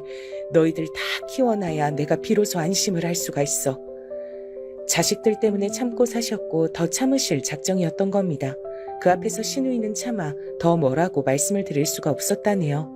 시어머니께선 도보로 짧게 걸리는 상가 건물을 청소하시는 일만 근근히 하고 지내셨다고 해요. 더 일하고 싶으셔도 다른 일을 구하고 싶으셔도 시아버지께서 절대 허락을 안 해주셨고 용납을 못 하셨다네요. 그러면서도 판판히 놀지만 말고 돈은 벌라고 하셨다는 대목이 가장 황당합니다. 그래서 시어머니께선 억지로 그런 일만 다니셔야 했던 거예요. 남편이 대학을 가고 난 이후 그때부터 시아버지께선 술에 빠져 하루 걸러 하루를 난동 부리셨던 행각을 멈추기 시작하셨다고 합니다. 시아버지께서도 아들, 장남 타령을 무척 하셨던 분이라고 해요. 그러니 귀한 아들을 위해서라도 마음을 다 잡으신 걸지도 모르겠습니다. 남편이 대학을 다니던 와중에 시어머니께선 참을 만큼 참았다 여기시면서 시아버지께 이혼을 요구하셨다고 해요. 하지만 시아버지께서 불같이 화를 내시며 절대 이혼을 안 해주겠다며 선을 그으셨던 겁니다. 뭐? 이혼? 감히 나에게 이혼을 요구해? 지아비를 무시하는 것도 정도가 있지. 이런 시건방진 여자를 다 봤나? 혹시 바람난 것 아니야? 딴 놈이 생긴 거지? 그래서 이혼을 하자고 하는 것이지? 맞지? 시어머니께선 이혼도 못하시고 되려 바람이 났다는 의심까지 받게 되셔서 한동안 엄청나게 고생을 하셨다고 해요. 2년 정도를 내내 감시당하며 지내셨다고 합니다. 이때 시누이는 자기가 고등학생이라서 하루 종일 학교에 있었고 입시 때문에 정신이 없어서 시어머니를 챙겨드리지 못한 게 천추의 한으로 남았다고 그랬습니다. 시누이가 대학에 들어간 이후로 시어머니를 따로 챙겨드리기 시작했고요. 그러면서 점차 시어머니께선 이 정도만 돼도 살만하다 이런 소리를 입에 올리게 되셨다고 해요. 그러다 보니 어영부영 시간이 계속 흘러 이혼이란 두 글자가 끝내 완성되지 못했던 겁니다. 시고모의 핑계를 대며 나가 사시게 된 이유론 사실상 결혼 이후 첫 자유를 찾으신 셈이었고요. 세상에나 이게 다 무슨 얘기야? TV 드라마 같은 곳에서 봐왔던 시집살이, 그로 인해 생긴 갈등, 이런 게 바로 내 시댁에서 일어났었다고? 그리고 어머님의 지금 생활이 과연 진짜 백이 순수한 자유라고 할 수 있을까? 결국은 아버님의 눈치를 살피고 비위를 맞춰야지만 유지될 수 있는 자유생활 아니야? 그게 어떻게 진짜 자유일 수가 있는 건지 난 잘 모르겠어. 시누이에게 시댁의 지난 얘기를 듣고 나니까 머릿속이 복잡했고 마음속은 착잡했습니다. 시아버지에 대한 의견은 남편과 시누이가 갈리고 있는 모양이었어요. 같은 집, 같은 환경에서 자란 남매인데도 불구하고 말이죠. 신기하지 않을 수가 없는 일이었네요. 제가 남편에게 시누이한테서 시시콜콜 이야기를 다 들었다고까지는 안 밝히고 그냥 대화를 하다 보니까 시댁의 옛날 얘기도 몇 개 좀 듣게 됐단 정도로만 말을 하면서 시어머니께서 너무나도 시아버지 때문에 고생을 심하게 하신 것 같다 그랬는데요. 남편의 입장은 이러했습니다. 우리 엄마가 너무 힘드셨다는 거 나도 알아. 잘 알지. 근데 그럼에도 우리 아버지 말이야. 참 불쌍하신 분이다.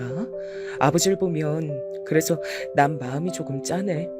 옛날엔 태산처럼 하염없이 거대하고 높은 분으로만 보였는데 지금은 언제 저렇게 작아지셨나 싶어 씁쓸하더라. 우리 아버지 가만 보면 불쌍하신 분이니까 너무 안 좋게 생각하지 말아줘. 각자의 사정이란 게 있는 법이야. 어쨌거나 본인은 시아버지를 불쌍하게 생각한다는 거예요. 그렇게 생각한다는 이유가 너무 허접해서 저는 그냥 이빨 다 빠진 호랑이를 보며 눈물 흘리는 사람이 내 남편이구나 이런 식으로만 생각하기로 했습니다. 복잡하게 생각하면 골치 아팠으니까요.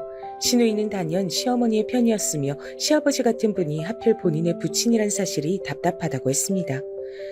시간을 돌릴 수만 있다면, 만약에 과거로 갈 수 있다면 전 우리 엄마가 아버지 같은 인간하고 결혼 안 하셨으면 좋겠어요. 그렇게 해서 저란 존재가 세상에 태어나지 못하게 된다고 해도 전혀 상관없으니까 우리 엄마가 행복하게 사신다면 좋을 것 같아요. 지나가 버린 우리 엄마 세월이, 청춘이 너무 아까워서 전 때때로 슬프거든요. 듣던 제 가슴이 먹먹해지는 것만 같았습니다. 저는 왜 상반된 남매의 반응들을 듣고 나서 제가 만나고 결혼한 사람인 남편이 아니라 훨씬 덜 아는 사람인 시누이 쪽으로 마음이 기울었을까요? 이상하게 시누이 쪽으로 공감이 갔고 시아버지를 두둔하는 남편이 퍽 낯설게 느껴졌습니다. 한창 설레고 행복해야 할 신혼 때였음에도 마음이 싱숭생숭했는데요. 그러던 와중 결국은 그런 순간이 오고야 말았어요. 친정 엄마와의 영원한 이별 말입니다. 유달리 엄마의 컨디션이 올라와 있어서 갑자기 안심이 되려던 찰나에 확 악화가 됐어요. 병원에선 마음의 준비를 하라고 일러줬습니다. 그러나 그 마음의 준비란 건 얼마간의 시간이 주어지든 간에 제가 해낼 수 있는 게 아니었더라고요.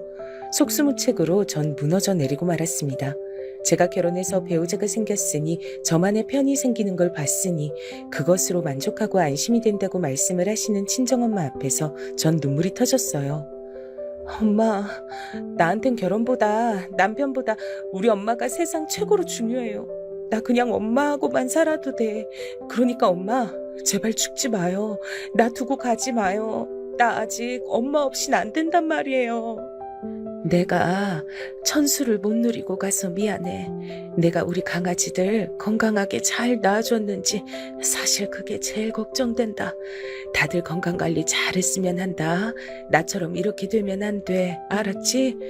특히 네 아버지 꼭 좀 들여다보고 살아. 부탁할게. 난 우리 첫째랑 둘째에 이어서 우리 막내딸까지 결혼하는 거 보고 떠나서 행복해. 여한이 없어. 엄마, 갑자기 왜 눈에 초점이 없어 보여? 엄마가 해준 감자채볶음 먹고 싶어요. 김치볶음도요. 그거 김에 싸서 먹으면 정말 꿀맛인데. 엄마, 내가 하면 그 맛이 안 나요. 왜 그럴까요? 마트에서 제일 좋다는 감자, 그걸 사봐도 별 맛이 없어요. 김치도 제대로 묵은지 써서 해봤는데도 엄마가 해주는 그 깊은 맛이 안 나요. 난 엄마가 아직 필요한 것 같아요. 엄마, 가시면 안 돼요. 제가 엉엉 울고 있을 때 오빠가 새언니와 아이를 데리고 왔습니다. 어린 조카 피메도 제가 주체를 못하고 계속 우니까 새언니는 당황해서 아이를 데리고 나갔고 오빠가 저를 나무랐어요. 너는 지금 나이가 몇인데 왜 이러냐? 엄마 심란하시게 하지 마라. 컨디션 조절 잘 하셔야 돼. 이 판국에 뭔 컨디션이야. 오빠야말로 그러지 마. 오빤 나보다 더 오래 살았잖아. 나보다 나이 많잖아. 엄마하고 그만큼 더 살아봤잖아. 엄마가 해준 반찬도 나보다 수십 수백 번은 더 먹었잖아. 오빤 자식도 있으니까 이제 자기 가정이 있고 가장이니까 그런 거겠지. 나하고는 입장이 달라. 너는 왜 얘기가 그렇게까지 튀냐? 우리가 다르긴 뭐가 달라. 다 똑같이 우리 엄마 자식들인데. 오빠는 지금의 내 심정을 모른단 얘기야. 그때 친정엄마께서 조용히 눈물 한 줄기를 흘리셔서 저와 오빠가 입을 다물었습니다. 언니가 들어온 건 그 순간이었죠. 밖에서 새언니와 조카를 만난 모양이었습니다. 무슨 일이라도 있냐고 물어보며 들어섰던 언닌 친정엄마의 눈물을 보고 흠칫했어요. 싸우지 말고 사이좋게 잘 지내라. 너희들 셋 다 알았지? 내 강아지들. 아무리 나이가 들었어도 다들 시집장가 가버렸어도 나한텐 강아지들이야. 귀한 손주들도 정말 다들 너무 이쁘고 눈에 넣어도 안 아플 정도지만 그래도 너희들을 힘들게 하면 미워. 아무리 아끼는 손주들이라도 내 자식들 힘들게 하면 속상해. 나한텐 손주들보다 귀하고 이쁜 게 너희들이야. 내 강아지들 죽어서도 영원히 사랑한다. 친정엄마께서 우시면서 말씀을 이으셨고 언닌 돌아서서 병실의 벽을 보며 조용히 울었습니다. 오빠는 병실의 천장을 올려다보며 주먹을 불끈 쥐고 필사적으로 눈물을 삼켜내고 있었어요. 그리고 전 저 혼자서 엄마를 부여잡고 숨이 넘어가도록 꺼이꺼이 울었습니다. 제가 정말 엄마를 사랑하지만 엄마께서 절 생각하고 위하고 사랑하는 것만큼은 안 될 것 같았어요. 사춘기 학창시절은 엄마처럼 안 될 거야. 엄마보다 더 잘 살 거야. 더 잘 될 거야. 두고 봐. 이런 소리를 입에 달고 살았었는데 막상 나이를 먹고 결혼까지 하고 난 지금은 엄마의 발끝도 제가 못 따라갈 것을 깨달았습니다. 엄마, 가지 마세요. 제발 떠나지 마세요. 엄마 없이는 안 돼요. 못난 자식인 전 끝까지 그런 소리나 했습니다. 정말 바보같이. 사랑한다고, 고생 많으셨다고, 편히 쉬시라고 그렇게 말씀을 드렸어야 했는데 왜 끝까지 저의 슬픔만 앞세우며 그랬던지 모르겠습니다. 엄마께선 끝내 숨을 거두셨고 모두가 비통함에 잠겨들었습니다. 아버지께선 슬픔을 가누실 길이 없어서 장례식 이후로는 식사도 거의 안 하셨어요. 깊은 슬픔에 고요에 잠기신 아버지의 모습은 다른 가족들을 걱정시켰습니다. 아버지께선 원체 조용조용하시고 점잖으시고 어찌 보면 숫기가 없는 분이셨죠. 대신에 신중하시고 진중하셔서 해사한 기운을 두르셨으며 때때로 헐렁하게 구시는 친정엄마와 상호 보완이 잘 되는 부부셨죠. 아버지 수첩에 당신이란 햇빛을 잃는다면 나는 어찌 살까, 나의 이름은 해바라기인데 이렇게 적힌 것을 본 언니가 슬퍼하면서도 크게 걱정을 하기 시작했고 오빠와 작당을 하고선 서로의 집에서 번갈아가며 아버지를 당분간 모시도록 했습니다. 아버지께선 그럴 필요가 없다고 극구 사양하셨지만 언니와 오빠가 더욱 강경했죠. 언니, 나도 있잖아. 혹시 도움이 필요한 일이 생기거든 언제든지 나한테 연락해줘. 알았어. 근데 넌 네 생활이나 잘해라. 도움이 필요하단 연락을 네가 우리한테 하면 했지 우리가 할 일이 있을까 싶다. 아휴, 언니의 그 발언이 어찌나 얄밉게 들렸던지 몰라요. 근데 분한 점은 전 정말 제 코가 석재였단 사실입니다. 첫째와 둘째가 막내보다 의젓한 건 과학적으로 정해져 있기라도 한 건지 전 엄마의 부재가 벌써부터 슬퍼서 남은 인생을 어찌 살아가나 싶어서 미칠 노릇이었고 일상을 제대로 살기가 벅찰 정도였는데 언니하고 오빤 꿋꿋하게 버티는 것도 모자라 아버지까지 챙기고 있었으니까요. 두 사람은 저보다 일찍 가정을 꾸렸기 때문이란 생각도 들었습니다. 각자의 배우자와 자식들에게 의지하며 슬픔을 나눌 수 있었죠. 저에게도 배우자가 있었고 아직 자식은 없었으나 시댁의 사람들이 대신 존재를 하고 있었는데요. 결혼 전에 남편에게 힘든 일을 의지한 전적이 있었던 전 이번에도 도움을 받을 수 있을 거라고 기대를 했으나 실상은 완전히 달랐습니다. 엄마께서 돌아가시기 전에 저희 삼남매와 나누었던 그 대화를 남편에게도 전해줬는데요.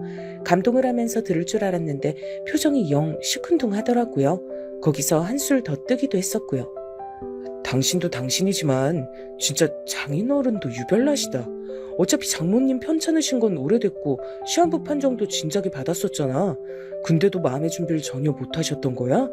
뭐가 그렇게 슬퍼서 어쩔 줄 몰라 하신단 건지 이해가 안 되네. 이 인간이 지금 제정신으로 하는 소린가 싶었습니다.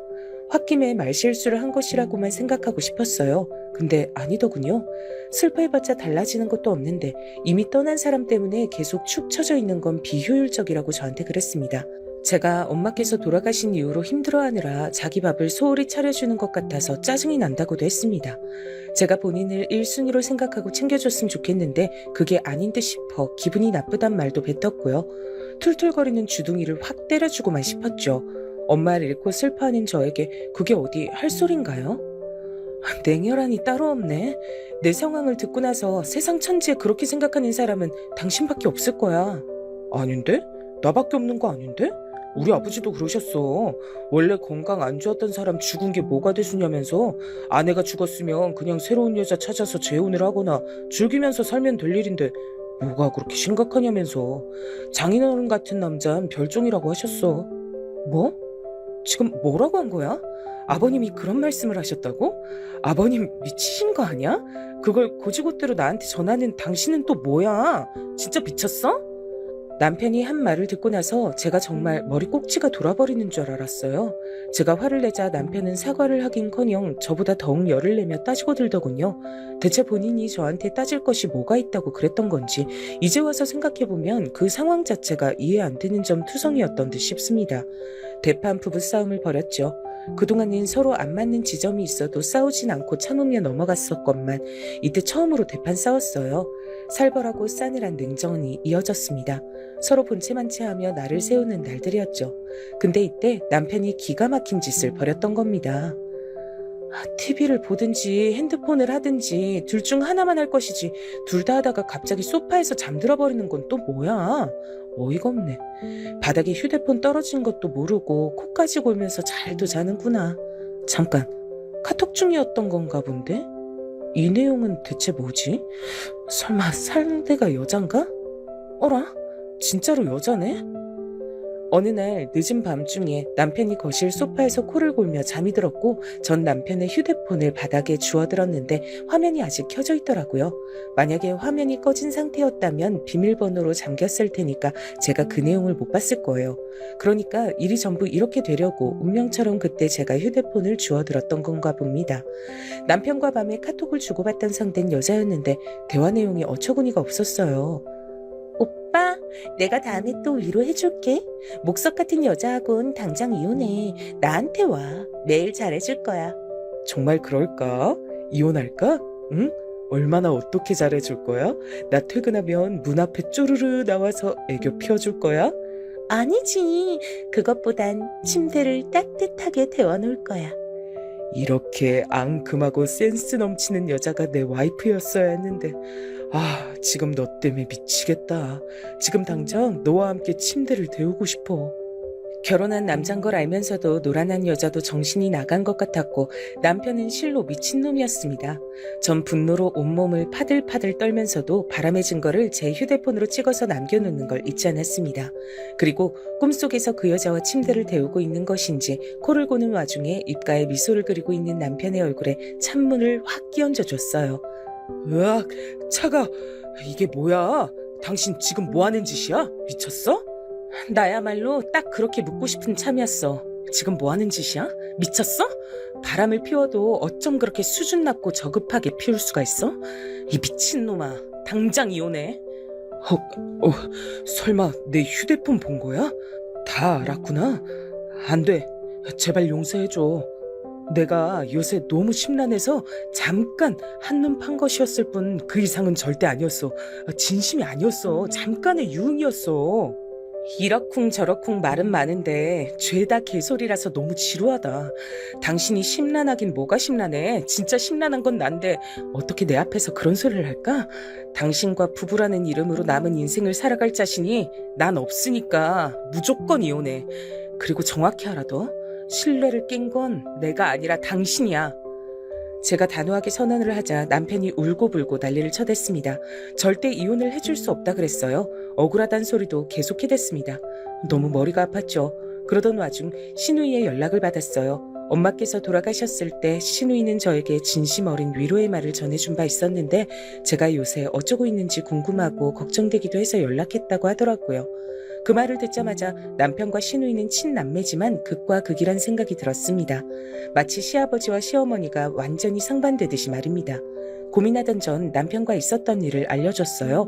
그러자 단박에 시누이가 크게 화를 내면서 당장 이혼하라 그랬습니다. 흔들리지 마세요. 우리 오빠랑 결혼한다 그랬을 때 전 그때 처음부터 새언니를 안타깝게 여겼었어요. 착잡했지만 이미 결혼하기로 한 거 어쩔 수 없다는 생각도 했었고요. 하지만 결국 이렇게 되네요. 아가씨가 처음에 저를 볼 때 표정이 안 좋다 생각했었는데 그게 이유가 있었던 거였네요. 새언니, 절대로 우리 오빠 용서하시면 안 돼요. 아버지가 왜 우리 엄마 따로 지내도록 허락하신 줄 아세요? 고모 간병이요? 시댁에 끝까지 헌신하도록 하게 하고 싶어서요? 아니요. 그런 건 사실 부가적인 거예요. 아버지 당신이 아무 때나 즐기고 싶어서예요. 언제 어느 때고 편하게 여자와 놀아나고 싶어서 그러시는 거라고요. 그리고 오빤 완벽하게 친탁을 한 사람이에요. 부전자전이죠. 신우이의 말에 제가 큰 충격을 받았어요. 이혼 안 해준다고 개소리를 하며 버티는 남편에게 당장 이혼 소송을 걸었습니다. 그러자 시아버지께서 즉각 저에게 연락을 해오셨습니다. 남편이 징징거리며 다 일러바친 모양이었어요. 대뜸 절 향해 선을 넘었구나 이렇게 호통을 치시더니 당장 시댁으로 오라고 하시길래 마침 저도 시아버지란 인물 자체에 분노와 혐오를 느끼고 있던 참이라 어디 한번 직접 가봤습니다. 역시나 이상한 소리를 하시더라고요. 남자가 사회생활하다 보면 실수 좀 할 수 있는 거지. 속 좁게 그걸 이해를 못해주고 이혼까지 우는애? 뭐? 소송을 걸어? 암탉이 울면 집안이 망하는 법인데 네가 우리 집안을 망치려고 작정을 했구나? 저기요. 칠칠하지 못한 아들을 감싸실 필요 없고 댁이나 제발 처신 잘하고 사세요. 지저분하고 더럽게 사시지 말라는 말입니다. 이놈의 집안 너무 싫어서 얼른 이혼하고 두 번 다신 엮이고 싶지가 않아요. 뭐라고? 지저분? 더러워? 네가 감히 나한테 그딴 소리를 짓거린다는 것이냐? 이런 망할년이. 시아버지께서 제 뺨을 치셨어요. 제가 깜짝 놀랐으나 굴하지 않고 시아버지를 똑바로 노려봤습니다. 그러자 분노로 몸을 떠시면서 절 잡아 끌고 방에 있는 커다란 자개장 안으로 밀어넣으셨어요. 전 순식간에 문이 열린 자개장의 안쪽이 비어있어서 너무 놀랬고 그 안에 밀어넣으실 줄은 상상도 못했기에 대비하지 못하고 당했습니다. 안으로 밀쳐진 것과 동시에 문이 닫혔고 시아버지께선 손잡이에 뭔가를 끼워 넣으셨어요. 제가 바로 안에서 문을 밀어봤는데 손잡이에 걸린 물체 때문에 엄지손톱만큼의 틈이 열리는 게 다였거든요. 의외의 상황에 놀란 제가 비명을 지르며 문을 두드리자 시아버지께선 콧웃음을 치셨습니다. 무섭지? 겁나지? 그래, 그럴 테야. 아무도 올 일 없는 이곳에서 깊이 반성하거라. 널 그곳에서 꺼내줄 사람은 나뿐이니 나에게 절대 복종할 마음 생기면 그때 꺼내주마. 내 아들에게 감히 주제넘게 소송 건 것도 없던 일로 해야 할 거다. 시아버지께선 절 향해서 연신, 건방지다, 반성해야 한다, 복종의 맹세를 해라 이런 말씀을 늘어놓으셨어요. 제가 너무 열이 받고 짜증이 나서 대답을 하지 않자 욕을 하시면서 자리를 뜨셨습니다. 이 상황 자체가 너무나도 역겨웠어요. 휴대폰이든 손가방을 내려놓지 말고 계속 들고 있었어야 했다는 후회가 밀려들었죠. 시아버지께선 제가 처참하게 굴복할 것이라고 기대와 확신을 하시는 듯 했습니다. 전 속으로 친정엄마를 향해 도와주세요 라며 기도를 했습니다. 극한의 상황이었으나 이상하게 두렵진 않았어요. 시아버지께선 이따금씩 제가 갇힌 곳 앞으로 와서 조롱을 하시며 저에게 눈물 콧물을 쏟으며 사죄를 하라고 강요하셨으나 전 꿈쩍 않았습니다. 그런 저를 시아버지께서 더욱 비웃으시던 바로 그때였어요. 현관 벨소리 그리고 현관문 두들기는 소리가 동시에 크게 들려왔습니다. 안에 계십니까? 경찰입니다. 문 여세요. 경찰이 찾아온 겁니다. 당황하신 시아버지께선 우왕좌왕하며 문을 안 열고 계셨으나 잠시 후 도어락 비밀번호를 치는 소리가 들리더니 놀랍게도 현관문이 열렸던 겁니다. 즐겁하신 시아버지께선 현관문이 열리고 등장한 인물을 확인하자 더욱 화들짝 놀라시며 뒷걸음질을 치시다가 엉덩방아를 크게 찍고 마으셨어요. 이럴 수가. 대체 사돈께서 여긴 어떻게 하시고? 경찰과 함께 들이닥친 현관문을 비밀번호로 연 인물은 바로 제 친정 아버지셨던 겁니다. 아버지께선 벌레 보듯이 경멸의 시선을 던지신 뒤 일부러 시아버지의 손을 발로 꾹 세게 밟으시곤 제가 힘껏 두드리고 있는 자개장 앞으로 오셔서 절 꺼내주셨습니다. 넘어지신 것 때문에 꼬리뼈의 통증을 느끼고 계셨던 시아버지께선 손까지 세게 밟히신 고통까지 이중고를 겪으시며 신음하고 계셨어요. 고소하더라고요. 우리 딸 얼굴 좀 보자. 어디 다친 데는 없고? 괜찮은 거야? 네, 저 괜찮아요. 멀쩡해요. 이렇게 아버지가 와주셨잖아요. 덕분에 무사해요. 근데 어떻게 알고 오신 거예요? 제가 그렇게 말을 했을 때 집안으로 쏟아지듯 들어온 사람들이 있었습니다. 그건 바로 제 언니, 형부, 오빠, 새언니, 그리고 신우이였습니다. 모두 저를 향해 걱정을 쏟아냈으며 시아버지를 향해선 비난을 쏟아냈습니다. 대체 어떻게 된 일인지 경위를 듣고 나서 전 놀란 눈으로 신우이를 바라볼 수밖에 없었어요. 신우이 덕분이었더라고요. 저와 연락이 수시간째 안 되는 걸 이상하게 생각한 신우이가 시아버지를 슬쩍 떠봤던 거예요. 시아버지께선 아무 일도 없는 척 구셨으나 본인의 부친에 대해서라면 치가 떨릴 만큼 잘 알고 있던 신우이가 눈치를 챘던 겁니다. 그래서 엄마의 장례식장에서 만났을 때 번호를 주고받았던 제 언니에게 연락을 해서 제 친정 식구들 중에 아무도 저와 연락이 안 된다는 것까지 확인을 한 뒤 아무래도 제가 시아버지 때문에 공경에 처한 것이 틀림없다고 신우이가 그렇게 말을 했던 거예요. 그런 추측을 한 이유를 밝히자면 시아버지께서 얼마나 저급한 분이신지 그리고 제가 남편과 어떠한 이유로 이혼 소송이 들어갔는지 다 밝혀야 했기 때문에 신우이도 망설이긴 했으나 결단을 내리고 전부 까발렸다고 합니다. 친정아버지께서 당장 먼저 출발을 하셨고 나머지 식구들 그리고 신우이까지 전부 따라온 것이었어요. 신우이가 친정아버지께 시댁의 현관문 비밀번호를 전달했고요. 이혼이 마무리되면 그때 밝히려고 했어요. 가뜩이나 아직 심란하실 아버지께 걱정거리를 더 안겨드리고 싶지 않아서 그랬어요. 죄송해요. 네가 죄송할 게 뭐가 있어. 그럴 것 없다. 이제 다 끝났으니 마음 놓고 쉬자꾸나. 우리 식구들 다 함께. 친정 아버지의 품에 안겨 훌쩍이던 그 순간 전 왠지 엄마께서 이 모습을 바라보고 계실 것 같다는 생각이 들어 더욱 푸근한 기분이 들었습니다. 전 당연히 남편 놈과 무사히 이혼을 했고요. 시아버지셨던 그분은 그때 꼬리뼈를 크게 다치신 것이었기 때문에 한동안 엄청 고생을 하셨으며 신우이와 제가 합공을 해낸 끝에 시어머니와 이혼을 하게 되셨어요. 고맙구나. 고마워. 그 인간에게 험한 일을 당해놓고도 오히려 그걸 이용해서 그 인간의 커다란 흠으로 남기고 내가 이혼 소송 걸어서 이길 수 있도록 해주다니. 너에겐 어떻게 은혜를 갚아야 할지 모르겠다. 아니에요, 어머님. 제가 이렇게 하고 싶어서 해드린 것뿐이에요. 더 정확히는 아가씨와 뜻이 통했기 때문이고요. 눈물을 글썽이며 제 손을 잡아주시는 시어머니의 모습에서 전 이상하게 친정엄마의 모습이 겹쳐 보였습니다. 그건 어쩌면 시간이 그때로부터 꽤 흐를 동안 시어머니와 더욱 돈독한 관계가 돼서 마치 모녀지간의 그림처럼 보이게 되리라는 것을 예고하는 것이었을지도 모르겠어요. 신우이는 저에게 친자매 같은 존재가 됐고요. 저에게 각각 시아버지, 남편이었던 그 양반들은 알아서 그 이후로 폐가망신의 길만 걸어준 덕분에 모두가 정의는 살아있다고 즐겁게 쑥덕거렸답니다.